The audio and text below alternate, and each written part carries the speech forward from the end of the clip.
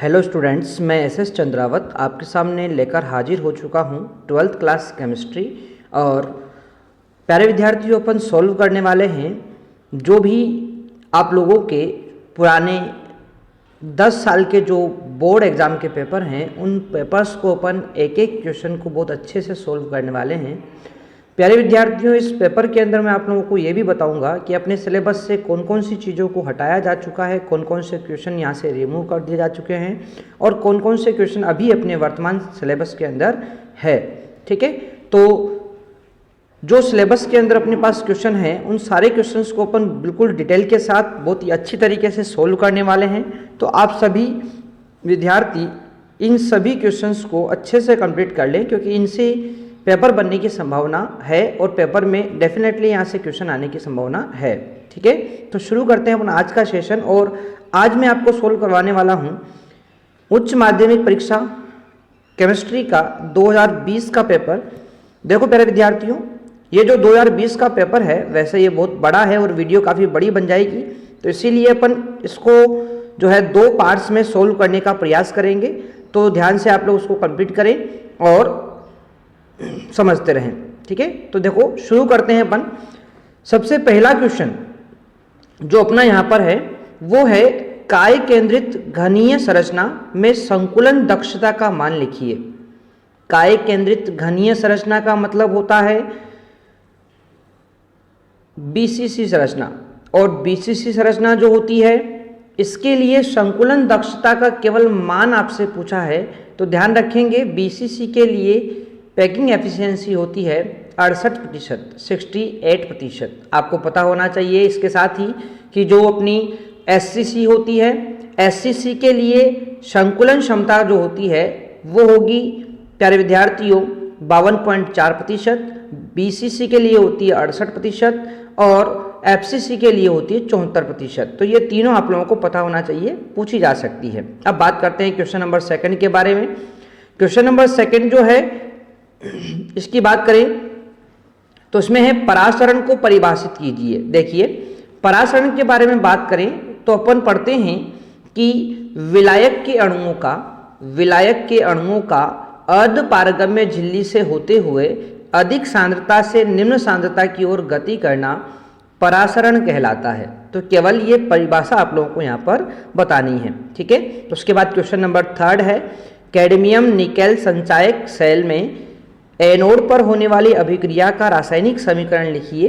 तो ये क्वेश्चन अपने हटा दिया गया है, इसको अपन नहीं पढ़ेंगे। इसके अलावा बात करें वैद्युत अपघटन का फेराडे का प्रथम नियम, इसको भी हटा दिया गया है। इसके बाद बात करते हैं अपन कोलाइडी विलयन बनाने की वैद्युत परिक्षेपण विधि का नामांकित चित्र। ठीक है, तो इसके बारे में थोड़ा सा अपन यहाँ पर चर्चा कर लेते हैं। ठीक है, चलो देखो, विद्युत परिक्षेपण विधि जो होती है, इसी का दूसरा नाम होता है ब्रेडिंग आर्क विधि। ब्रेडिंग आर्क विधि से आप लोग सोना, चांदी, प्लेटिनम, इसके अलावा कॉपर, इस प्रकार की जो महंगी धातुएं होती है, इनके कोलाइडी विलयन बनाते हैं। और इसको बनाने के लिए अपन जो चित्र काम में लेते हैं, वो मैंने आप लोगों को बताया था कि एक आयताकार पात्र होता है जिसमें जिस धातु के आपको पता है कोलाइडी विलयन बनाना है, मान लेते हैं सोने का कोलाइडी विलयन बनाना है, सोने के 2 इलेक्ट्रोड बनाते हैं और उसको उस पात्र के अंदर भरे ठंडे जल में डुबोकर एक दूसरे के संपर्क में लाते हैं, जहां पर आर्क उत्पन्न होगा और आर्क उत्पन्न होने के कारण जो धातु होती है वो वाष्प अवस्था में बदल जाएगी और ठंडी होकर जो है द्रव कणों के रूप में बदलकर उस द्रव में घुलकर, उस जल में घुलकर कोलाइडी विलयन का निर्माण कर लेती है। तो वो जो ब्रेडिंग आर्क विधि का चित्र है वो आप लोगों को यहाँ पर बनाने हैं। आगे बात करते हैं यहाँ पर क्वेश्चन नंबर 6 के बारे में। क्वेश्चन नंबर 6, NiCO4 में निकल की ऑक्सीकरण अवस्था लिखिए। तो देखिए, NiCO4 में निकल की ऑक्सीकरण अवस्था जो होती है वो 0 होगी। क्यों होगी 0? क्योंकि जो CO यहाँ पर लिखा हुआ है, कार्बोनिल जो यहाँ पर लिखा हुआ है, उस कार्बोनिल की ऑक्सीकरण अवस्था 0 होती है, इसलिए निकल की भी क्या आएगी? 0 आएगी। ये बात आप लोग ध्यान रखेंगे। नेक्स्ट क्वेश्चन की बात करते हैं तो वो है उभयदंती लिगेंड की परिभाषा लिखिए। तो देखिए, उभयदंती लिगेंड जो होते हैं ना, ये उभयदंती लिगेंड आपके वो लिगेंड होते हैं जिनके पास एक से अधिक दाता परमाणु होते हैं, परंतु ये एक बार में केवल एक ही दाता परमाणु से उपसहसंयोजक बंध बनाते हैं। ठीक है ना, जैसे कि साइनाइड होता है अपना CN, उसी के जैसा होता है आइसोसाइनाइड NC, है ना, नाइट्रो है, नाइट्राइटो है। ठीक है, तो इस प्रकार से देखो उभयदंती लिगेंड जो होते हैं इनके पास एक से ज़्यादा इनके पास उपस्थित होते हैं दाता परमाणु, परंतु फिर भी ये एक समय में केवल एक ही दाता परमाणु से उपसहसंयोजक बंध बनाते हैं। आगे बात करें सक्सिनिक अम्ल का IUPAC नाम लिखिए। तो देखो सक्सिनिक अम्ल 4 कार्बन वाला अम्ल होता है जिसमें 2 COOH समूह उपस्थित होते हैं और इसका IUPAC नाम होता है, IUPAC नाम होता है इसका क्या, तो वो होगा ब्यूटेन 1,4-डाइओइक अम्ल, ब्यूटेन 1,4-डाइओइक अम्ल, इसका IUPAC नाम होता है। आगे बात करते हैं क्वेश्चन नंबर 10, एथिल आइसोथायोसाइनेट का रासायनिक सूत्र लिखिए। तो देखो इसका रासायनिक सूत्र होता है C2H5NCS, C2H5NCS, ये इसका रासायनिक सूत्र होता है। बात करें अपन क्वेश्चन नंबर 11, उस एमिनो अम्ल का नाम लिखिए जो प्रकाशिक रूप से अक्रिय होता है।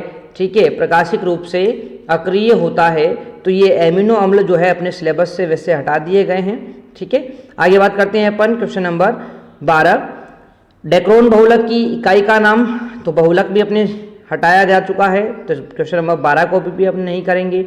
अब बात करते हैं क्वेश्चन नंबर 13 के बारे में। तो देखो प्रकाशिक समावयवता की परिभाषा दीजिए। तो आपको पता है कि कोई भी यौगिक जो समतल ध्रुवित प्रकाश के तल को दाएं या बाएं घुमा देता है उन यौगिकों को अपन प्रकाशिक समावयवी कहते हैं और इस गुण को प्रकाशिक समावयवता कहा जाता है। बात करें क्वेश्चन नंबर 14 के बारे में। तो इसमें पूछा गया आपसे कि क्रिस्टलीय व अक्रिस्टलीय ठोसों में कोई 2 अंतर बताइए। तो सबसे पहला अंतर तो हो जाएगा इनके आकार के बारे में। आपको पता है कि क्रिस्टलीय ठोसों में एक निश्चित नियमित ज्यामिति होती है, जबकि अक्रिस्टलीय ठोसों में जो ज्यामिति होगी वो अनियमित होगी, अनियमित रूप से कण वहाँ पर व्यवस्थित होते हैं। आगे बात करें तो क्रिस्टलीय ठोस जो होते हैं उनमें पाई जाती है विषम देशिकता का गुणधर्म, और जो अपना अक्रिस्टलीय ठोस होता है उसमें पाया जाता है समदेशिकता का गुणधर्म। इसके अलावा और भी अपन बात करें तो क्रिस्टलीय ठोस का गलनांक जो होता है वो निश्चित होता है, अक्रिस्टलीय ठोस का गलनांक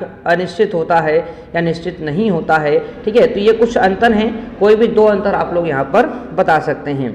आगे बात करें अशुद्धता दोष को दर्शाने वाला चित्र बनाइए। तो देखो आपको पता है अपन ने अशुद्धता दोष को पढ़ा है कि जब NaCl के क्रिस्टल में, NaCl का क्रिस्टल सभी को बनाना आता होगा यहाँ पर, ठीक है ना। आज यहाँ पर जो है अपना पेन वर्क नहीं कर रहा है, ठीक है ना, कल से अपन यहाँ पर पेन से आपको चित्र भी बनाकर स्पष्ट रूप से बता देंगे, अभी केवल आप लोग ध्यान से इसको देख लीजिए। ठीक है, तो अशुद्धता दोष को दर्शाने वाला जो चित्र होता है इसके बारे में बात करें तो अपन ने NaCl का चित्र अपन बनाते हैं, NaCl की क्रिस्टल संरचना बनाते हैं। उस NaCl के क्रिस्टल संरचना में यदि अपन स्ट्रांसियम क्लोराइड मिला दें, यही उदाहरण अपन ने देखा है, स्ट्रांसियम क्लोराइड अपन वहाँ पर मिला दें तो क्या होगा, Na+ आयनों के स्थान पर Sr+2 आयन आ जाएंगे और एक Sr+2 तो एक Na+ के स्थान को ग्रहण कर लेता है और दूसरा एक Na+ वहाँ से अपना स्थान छोड़कर चला जाता है। यानी कि अशुद्धता दोष में जितने उच्च संयोजकता वाले आयन क्रिस्टल में प्रवेश करेंगे, Sr+2 आयन प्रवेश करेंगे, उतनी ही रिक्तियाँ यहाँ पर उत्पन्न हो जाती है। तो ये चित्र अपन को यहाँ पर बताना है।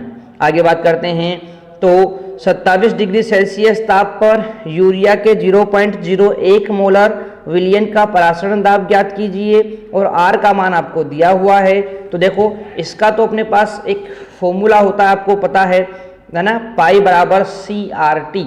पाई मतलब क्या होगा, परासरण दाब आपसे पूछा है, C आपको दिया हुआ है, यहाँ पर मोलरता देखो 0.01 दिया हुआ है, R का मान आपके पास है और T का मान आप लोग निकालेंगे 27 डिग्री सेल्सियस है, इसको पहले केल्विन में बदलेंगे 273 जोड़कर और उसके बाद आप लोग क्या करेंगे, यहाँ पर परासरण दाब पाई का मान निकाल सकते हैं, पाई बराबर CRT से। ठीक है भाई, चलो तो ये चीज़ अपन ने यहाँ पर देख ली है। नेक्स्ट बात करें अपन तो नेक्स्ट अपना क्वेश्चन नंबर 16 है और क्वेश्चन नंबर 16 के अंदर देखो, यदि 298 केल्विन पर CH3COOH HCl NaCl के लिए अनंत तरुणता पर मोलर चालकताओं के मान क्रमशः, ठीक है, 390.5, 425.4, इसके अलावा बात करें अपन 126.4 यहाँ पर हैं, तो CH3COONA की अनंत तरुणता पर मोलर चालकता ज्ञात कीजिए। तो इसको अपन ज्ञात कर सकते हैं कहाँ से? कोल्डहाउस के नियम से। कोल्डहाउस के नियम से इसको अपन ज्ञात कर सकते हैं। ये वाला क्वेश्चन जो है मैं आप लोगों को नेक्स्ट वीडियो के अंदर बहुत अच्छे से कंप्लीट करवा दूंगा, कि आज अपने पास जो है पेन वर्क नहीं कर पा रहा है, कल से अपना पेन भी बिल्कुल यहाँ पर वर्क करेगा और पेन से अपन यहाँ पर कंप्लीट करके आपको सॉल्यूशन इसका बता देंगे। ठीक है भाई, चलो, तो ये अपने लिए क्वेश्चन पेंडिंग रहेगा। बात करें अपन झाग प्लवन विधि के बारे में, तो झाग प्लवन विधि जो होती है इसके बारे में चर्चा करें तो आप लोगों को पता है अपन ने एक आयताकार पात्र लिया था, उसके अंदर जो है पानी भर दिया था, फिर उसके अंदर अपन ने क्या डाला था, अपना जो भी वैसे झाग प्लवन विधि के बारे में बात करें तो इसको आप लोग पिछली क्लासेज में भी पढ़ चुके हैं, छोटी क्लासों में भी आ जाती है, परंतु देखो झाग प्लवन विधि है, निष्तापन है, भर्जन है, ये दोनों ही टॉपिक अपने लेसन 6 धातु कर्म से संबंधित है, जो अपने हटाया जा चुका है, तो इसको अपन कंप्लीट नहीं करेंगे। नेक्स्ट बात करते हैं क्वेश्चन नंबर 18। तो संक्रमण तत्व अंतराकाशीय यौगिक क्यों बनाते हैं? संक्रमण तत्व अंतराकाशीय यौगिक क्यों बनाते हैं? क्योंकि आपको पता है कि संक्रमण तत्व जो होते हैं इनमें जो है अपन बात करें क्रिस्टल संरचना इनकी होती है और निबिड़ संकुलित संरचना में अंतराकाशीय स्थान पाए जाते हैं। इन अंतराकाशीय स्थानों में जब छोटे आकार के परमाणु प्रवेश कर जाते हैं, जैसे कि बोरोन है, हाइड्रोजन है, इस प्रकार के परमाणु यहाँ पर प्रवेश कर जाते हैं, तो होगा क्या, इससे जो है बने यौगिक यानी अंतराकाश के अंदर छोटे परमाणुओं के प्रवेश करने पर बने यौगिक अंतराकाशीय यौगिक कहलाते हैं। बात करें अपन लैंथेनाइड तत्वों में बाएं से दाएं जाने पर परमाणु त्रिज्याएं घटती है, इस चीज को अपन को समझाना है। तो देखो, इस चीज को अपन सामान्यतः बोलते हैं लैंथेनाइड संकुचन। मैंने आप लोगों को क्या बताया है कि लैंथेनाइडों में जब बाएं से दाएं जाते हैं तो 4f कक्षक का दुर्बल परिरक्षण प्रभाव होने के कारण नाभिक का बाह्यतम इलेक्ट्रॉन पर आकर्षण बढ़ता है, यानी प्रभावी नाभिकीय आवेश लगातार बढ़ता है, जिससे परमाणु त्रिज्याओं में लगातार क्या आती है, कमी आती है। तो ये चीज आप लोगों को यहाँ पर पता होनी चाहिए। ठीक है भाई, आगे चर्चा करें तो अगला क्वेश्चन आपसे पूछा गया है K3FeC2O5 का होल 3, इसको बोलेंगे potassium trioxalato ferrate, potassium trioxalato ferrate third, ये इसका यूपीएससी नाम होता है। आगे बात करें अपन संयोजकता बंध सिद्धांत के आधार पर NiCl4 का होल NiCl4-2 संकुल आयन की ज्यामिति व चुंबकीय प्रकृति बताइए।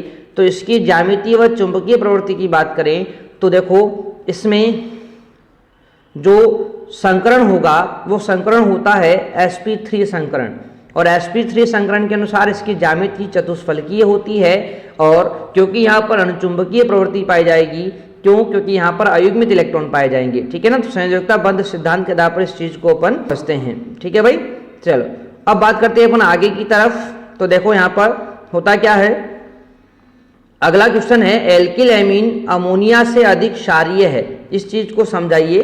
क्योंकि देखो, एल्किल एमीन में एल्किल समूह होता है जो +I प्रभाव प्रदर्शित करता है और धनात्मक प्रेरणिक प्रभाव के कारण नाइट्रोजन के ऊपर जो लोन पेयर होते हैं या नाइट्रोजन पर आवेश घनत्व बढ़ जाता है, और आवेश घनत्व बढ़ने के कारण नाइट्रोजन आसानी से लोन पेयर देगा, तो उसकी क्षारीय प्रवृत्ति क्या होगी, अधिक होगी। ठीक है, तो अमोनिया से क्षारीय प्रवृत्ति अधिक होने का कारण है एमीन पर जुड़ा हुआ एल्किल समूह। एक मिनट दोस्तों, अपन इस चीज को अपन यहीं पर कंप्लीट करते हैं। ठीक है ना, थोड़ा सा जो है टेक्निकल प्रॉब्लम यहाँ पर है, तो इसको अपन यहीं तक कंप्लीट करते हैं। नेक्स्ट जो वीडियो है उसके अंदर आप लोगों को बाकी पेपर यहाँ पर उपलब्ध हो जाएगा। ठीक है ना, तो यहाँ तक की चीज़ें आप लोग अच्छे से कंप्लीट करेंगे, बाकी अपन पढ़ेंगे नेक्स्ट क्लास में। ठीक है दोस्तों, मिलते हैं नेक्स्ट में, टेक केयर, बाय।